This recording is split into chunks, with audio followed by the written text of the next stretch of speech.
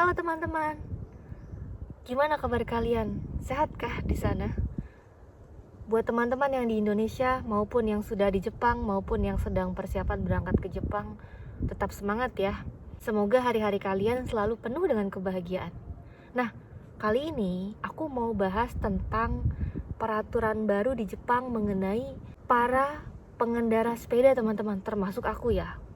Nah, buat teman-teman yang sudah pernah nontonin live aku atau bahkan setiap kali aku live itu kalian selalu datang, selalu ikut ngeramein, pasti kalian sadar kalau aku tuh baru aja beli sepeda baru, walaupun sepedanya bekas ya teman-teman. Nah, jadi ini relate banget sama aku juga, karena aku pengendara sepeda dan aku kemana-mana pakai sepeda. Lalu begitu aku dikasih tahu sama orang kantor mengenai peraturan baru di Jepang yang akan berlaku per 1 April kemarin, itu aku langsung kayak berarti ada bagusnya juga ya sepedaku hilang. Kenapa? Karena satu, sepeda lamaku itu lampunya rusak teman-teman. Sedangkan di peraturan baru yang sekarang ini yang sudah diberlakukan, itu nggak boleh kalau ada sepeda yang rusak lampunya. Jadi harus segera diperbaiki, harus segera dikasih lampu baru. Jadi selama ini aku tuh pakai sepeda selalu pakai lampu HP teman-teman. Dan itu nggak boleh ya kalau di sini, nggak baik gitu, nggak aman. Jadi kalau malam hari teman-teman itu kan udah mulai gelap ya.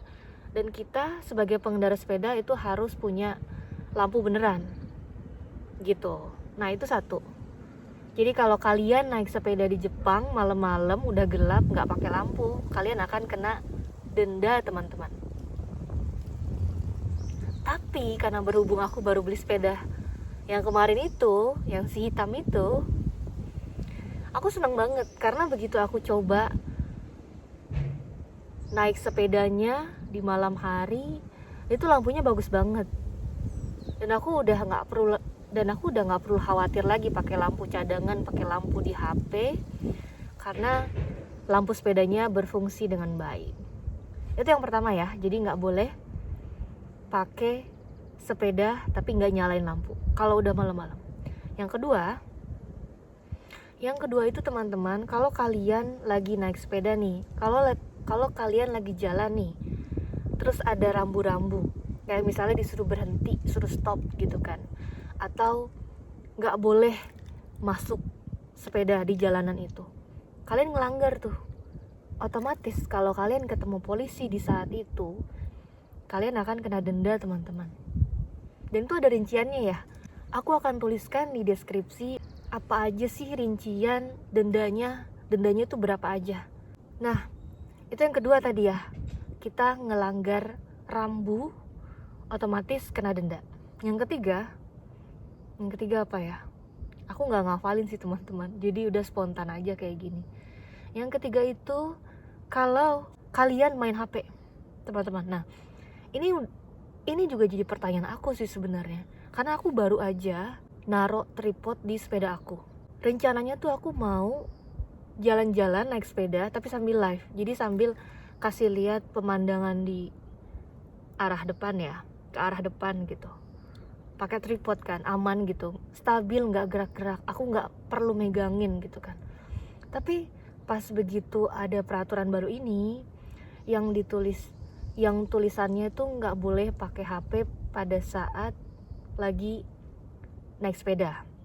Aku nggak tahu apakah ini maksudnya itu sambil teleponan, sambil dipegang terus sambil jalan, atau nggak masalah kalau misalnya HP-nya itu ditaruh di sepeda, asalkan kita fokus, kedua tangan kita nih fokus untuk ngendarain gitu. Nah itu aku belum tahu tuh apakah boleh atau enggak.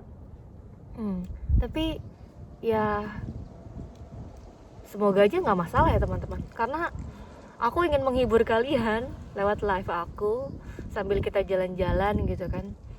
Oke, itulah yang membuat aku agak-agak khawatir sebenarnya sih masalah HP. Terus selanjutnya yang keempat ya teman-teman, maaf nih kalau misalnya aku agak kurang informasi atau kurang tepat. Nah, yang keempat adalah kalau naik sepeda di Jepang itu nggak boleh beriringan teman-teman, bareng gitu. Misalnya ini aku, ini suami aku barengan gitu, itu nggak boleh. Sebenarnya ini udah dari lama sih teman-teman. Jadi sebelum tanggal 1 April ini memang aturannya seperti itu. Jadi nggak berubah ya. Kena denda tuh kalau ketahuan. Beriringan nggak boleh. Jadi harusnya gimana?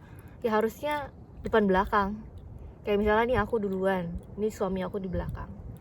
Tapi biasanya sih kalau lagi jalan berduaan sama suami aku, itu biasanya dia yang selalu di depan karena dia yang ngarahin jalan teman-teman. Aku di belakang. Selalu seperti itu. Dan pada saat di jalan fokus dengan rambu-rambu yang ada. Apakah jalanan ini boleh untuk pesepeda? Apakah jalanan ini hanya untuk pejalan kaki? Itu harus diperhatikan teman-teman. Menurut kalian gimana? Kira-kira dengan adanya peraturan baru ini di Jepang, kalian makin waspada nggak? Makin deg-degan nggak? Atau justru malah kalian biasa aja? Aku udah ngerasa patuh kok sama aturan, nggak usah takut lagi, semacam itu? Atau ada komentar lain? Hari ini sekian dulu ya teman-teman. Singkat aja videonya karena ini aku cuma ngebahas tentang aturan baru di Jepang untuk para pesepeda seperti aku juga ya. Semoga bermanfaat dan kalau ada salahnya mohon dimaafkan ya teman-teman. Oke deh, sampai ketemu lagi di video-video lainnya dan jangan lupa untuk ikut ramein live aku. Jenny, arigatou gozaimasu.